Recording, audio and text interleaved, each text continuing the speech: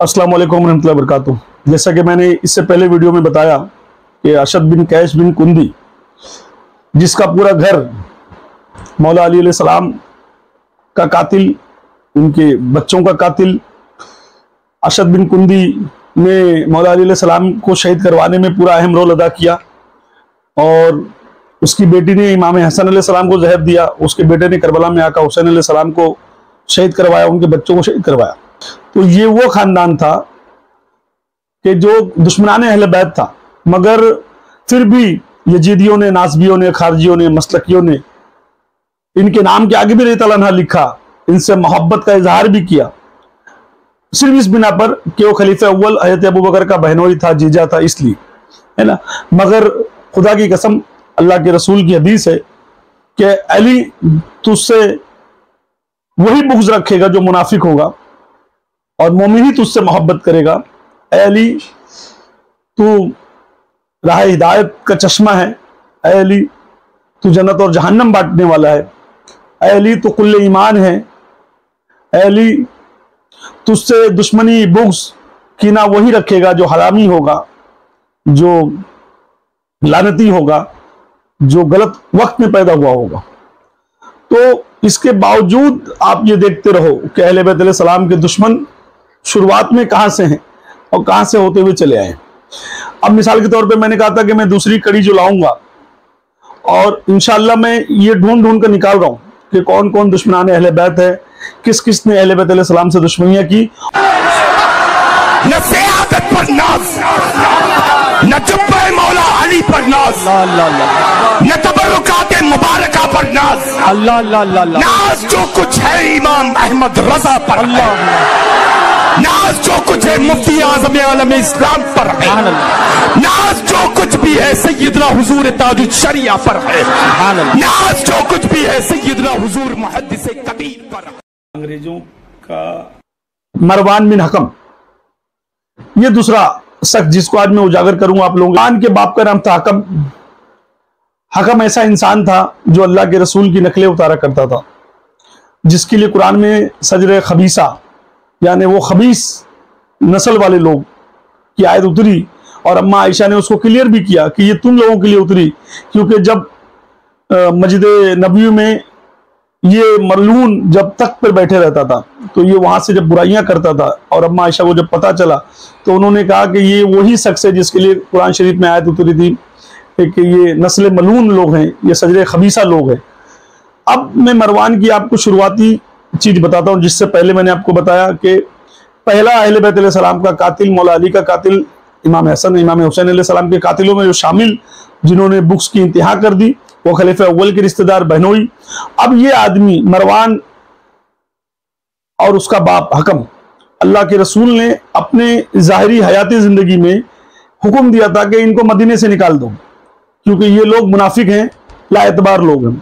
और खलीफा अव्वल ने फिर उसको मदीने से निकाला और दूर किया, खलीफा दुवम ने और दूर किया। मगर जब खलीफा सुवम आए हज़रत उस्मान, तो हज़रत उस्मान ने इनको बुला लिया।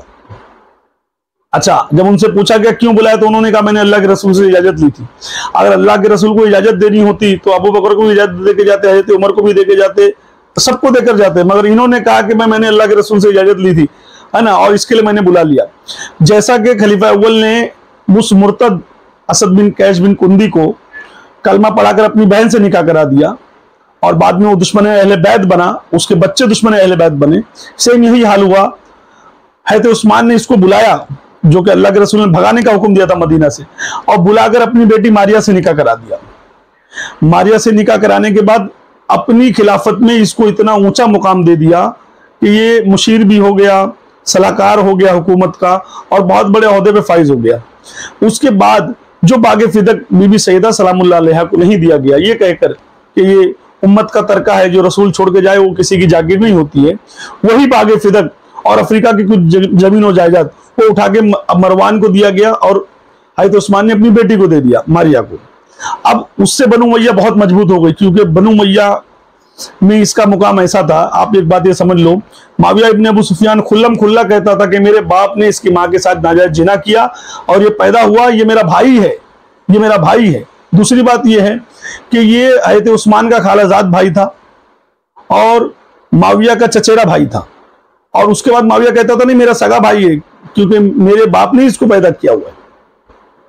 अब इसके बाद आप एक बात ये समझ लो, ये मलून, ये मरवान बिन हकम, जिसको अहले हदीस भी रहमतुल्लाह अलैह लिखते हैं, आज के दौर के जो यजीदी नाज़बी नया मसलक नया फिरका वाले वो भी इससे मोहब्बत करते हैं।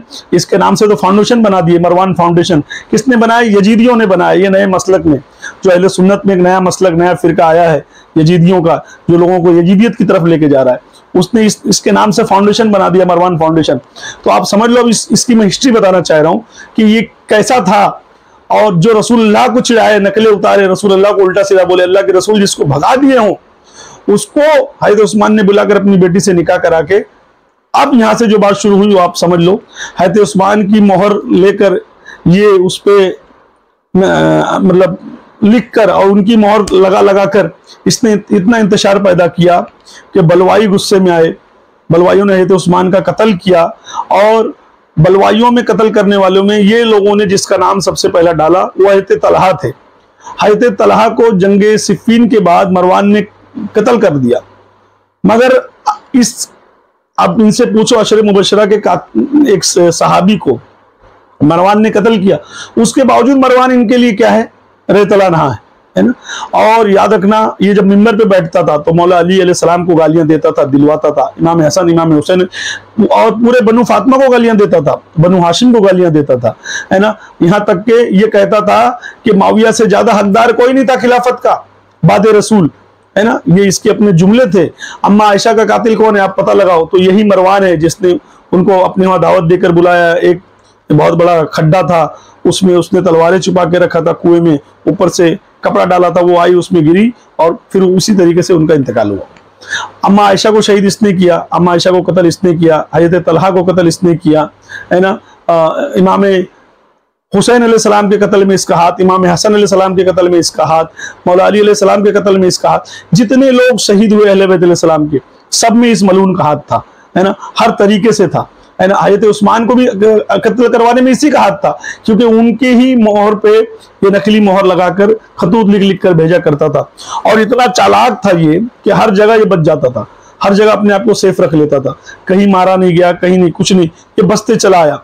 और बाद में यही हुआ कि जब माविया गया, यजीद तख्त पे बैठा, और यजीद जब गया तो मरवान बादशाह बना पूरी दुनिया का। और उसके बाद आप समझ लो कि ये वो लोग थे जो जुमा की नमाज बुत को पढ़ाते थे, जो अहले बैत अलैहिस्सलाम के बागी और बुग़्ज़ वाले थे। अगर रसूल ने कहा जब इन को मेरे मिंबर पे देखना, इन बंदरों को, तो समझ लेना कि मतलब ये मलूनों का मामला है। तो अल्लाह के रसूल ने भी जितनी पेशन गोइयां की थी इनके खिलाफ, वो सारी सच साबित हुई। अहले बैत अलैहिस्सलाम की दुश्मनियां इनके सीने में जो भरी थी वो भी सब। दूसरी बात, ये लोगों ने जितने कारनामे किए, अब एक बात आप समझ लो कि साहबी रसूलों को कत्ल करवाना, आशिक अहले बैत को कत्ल करवाना, रसूलुल्लाह के घर वालों को कत्ल करवाना, उसके बाद अपनी हुकूमत को कायम करना, और मतलब इस हद दर्जा ये लोगों ने मुनाफिकत फैलाया था। उसके बावजूद भी आज जो लोग इनको सहाबी मान रहे हैं, रहमतुल्लाह अलैह मान रहे हैं, मुसलमान मान रहे हैं, जो कुछ मान रहे हैं, उनसे पूछिए कि महशर में खुदा करे तुम्हारा हाल इनके साथ हो, हमारा साथ अहले बैत अलैहिस्सलाम के साथ हो। हम जब भी दुनिया से उठाए जाएं तो अहले बैत अलैहिस्सलाम की गुलामी में उठाए जाएं। और जो मरवान फाउंडेशन बनाया है, माविया इब्न अबू सुफियान का मानने वाला है, यजीद का मानने वाला है, खुदा करे उनकी दुनिया भी उनके साथ हो, उनकी आखिरत भी उनके साथ हो। अल्लाह पाक हम सबको गुलामान अहले बैत में शुमार करे। याद रखना, मरवान पे बोलने के लिए बहुत कुछ है, मगर मैं जितनी अहले सुन्नत की रिवायत हदीसें डालूंगा, जितने कॉल्स डालूंगा, जितनी किताबों के रेफरेंस डालूंगा,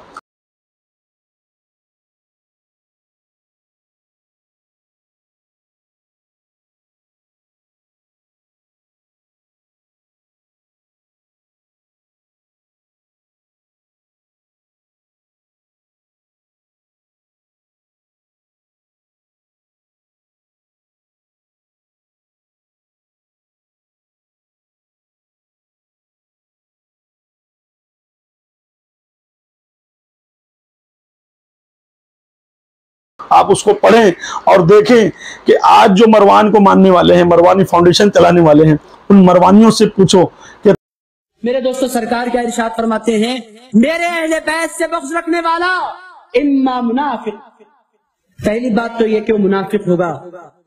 अगर नहीं है मुनाफिक, ईमान वाला है, तो हुजूर इरशाद फरमाते हैं इम्मा लिज़िनियतिन, इरशाद फरमाते हैं वो हलाल ज्यादा नहीं होगा, वो हराम ज्यादा होगा।